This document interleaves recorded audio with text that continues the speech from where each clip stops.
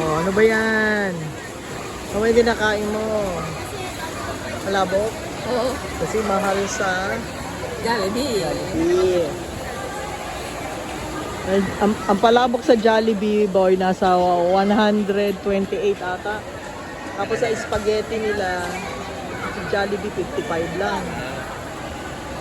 Dito 58 lang. Mura. Nagmahal na nga, dati 55 yan eh. Saan ba tayo? Nasa Pasig.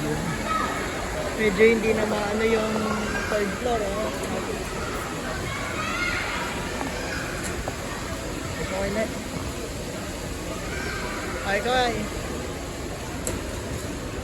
Ano naman nagbago nga?